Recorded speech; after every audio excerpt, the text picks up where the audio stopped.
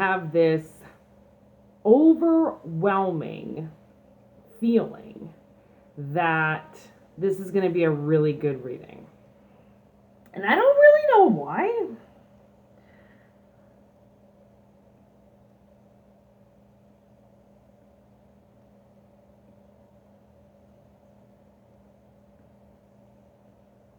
I guess I do a fair amount of good readings. I was like, the energy I pick up is always so fucked that I highly doubt it's going to be a good reading. But maybe we are in for a treat.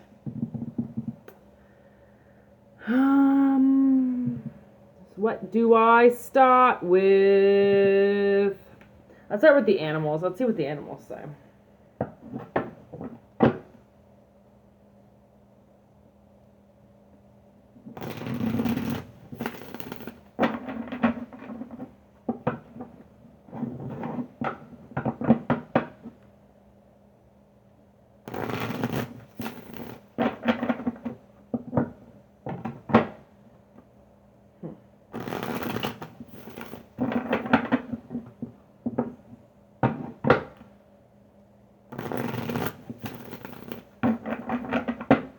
I have one of my most favorite Manson songs in my head right now.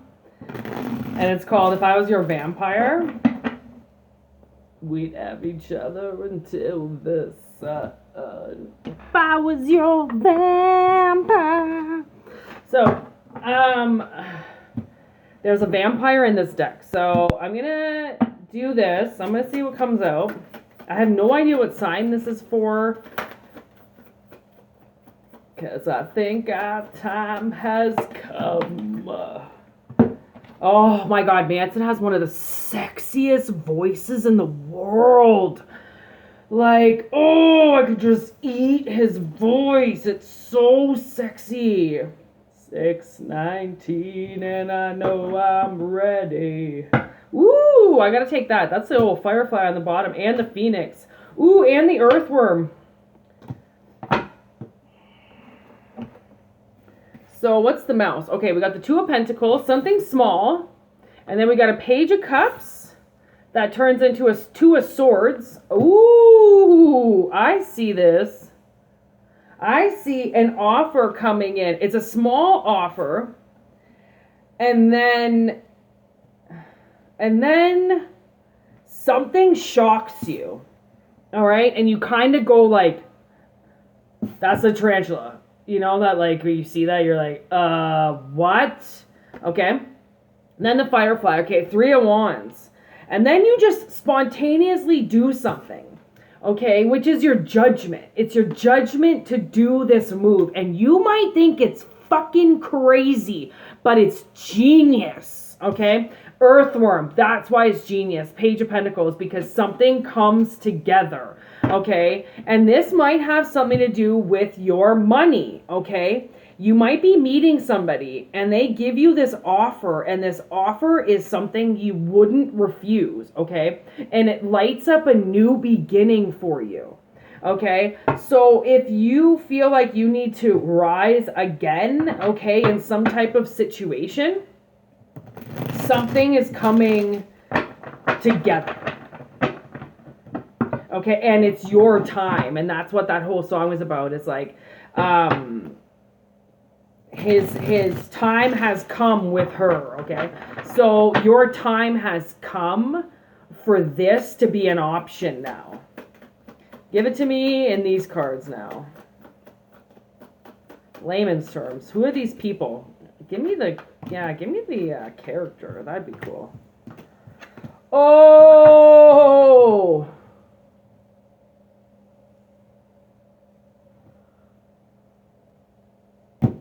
So we got the Three of Pentacles, okay, the dwarf.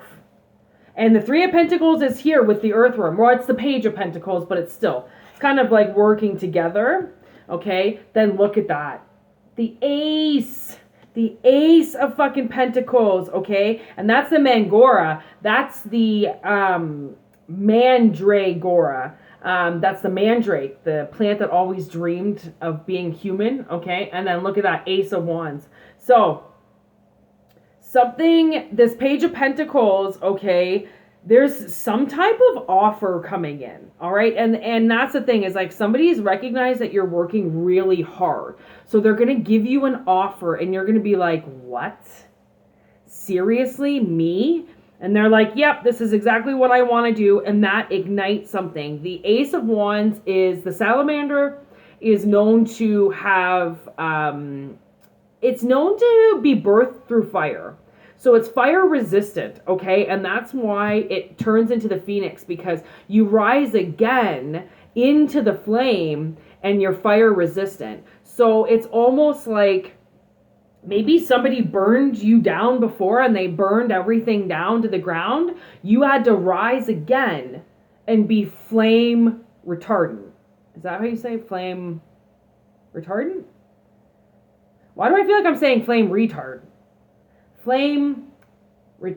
Anyways, you're like a fire blanket, okay? The flames can't hurt you anymore. It can't burn you down because it's already been done, which is why this offer comes in, which is the firefly that like, okay, you turned a light on. Now I get it. This is what I'm supposed to be doing, okay?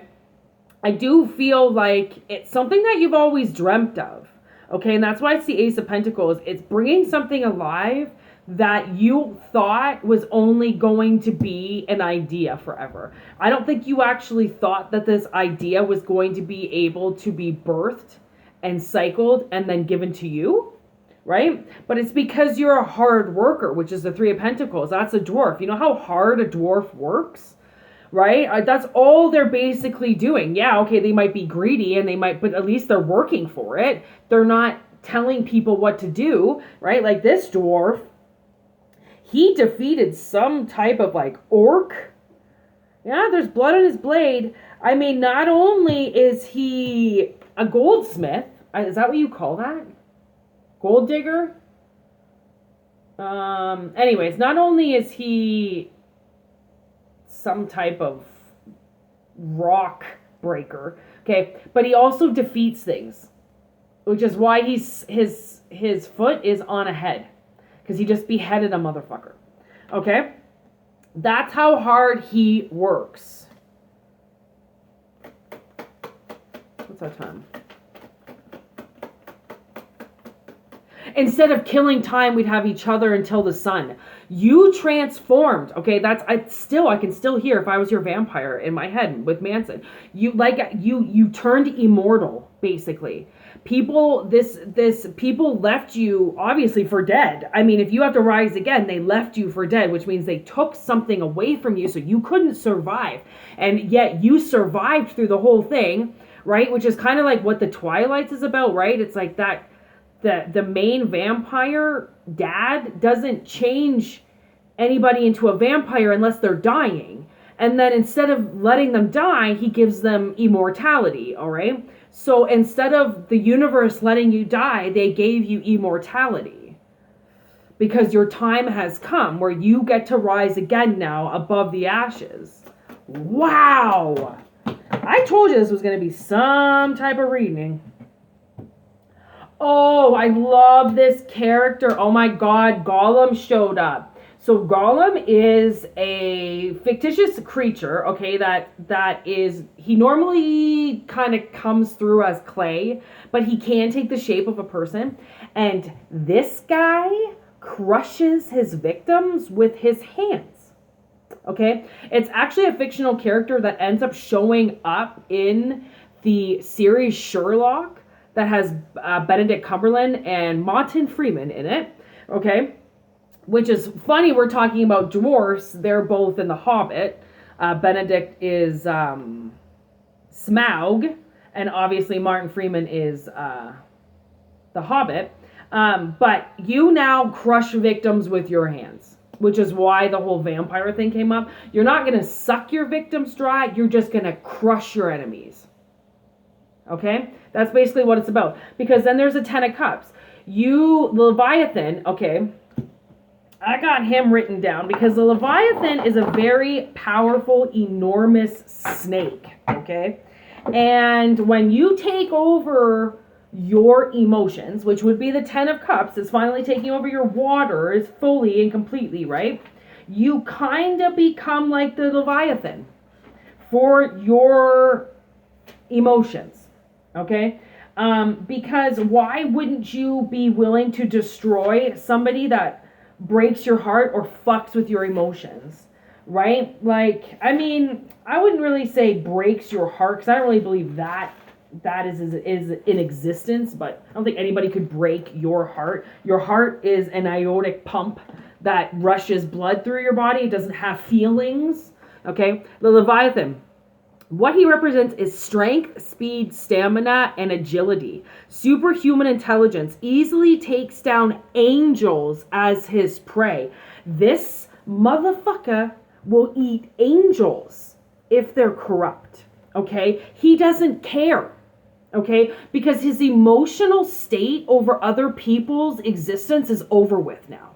Okay, why care about things that have nothing to do with you? It just ruins your day. If you put more time and energy into your life as opposed to what goes on out in the world, you would live such a happier life.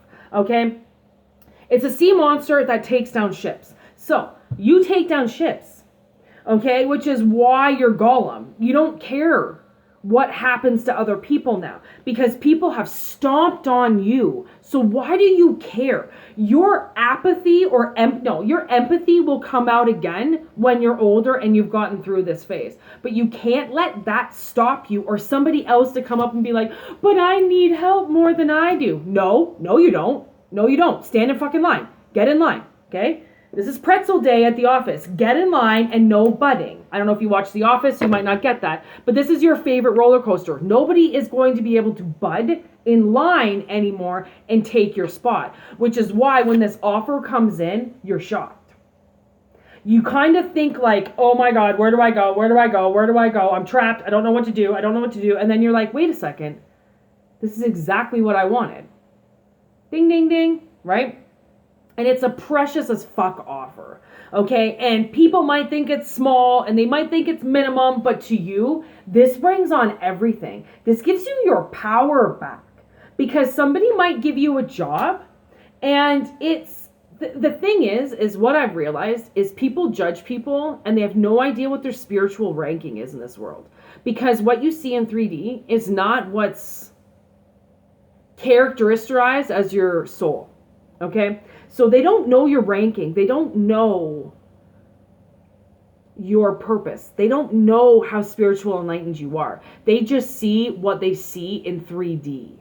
Okay? So when you take over your waters and this all comes back together and you take the offer on the table, you become very powerful, because that little offer opens the door to the biggest offers, because somebody kept that door closed for a little too long.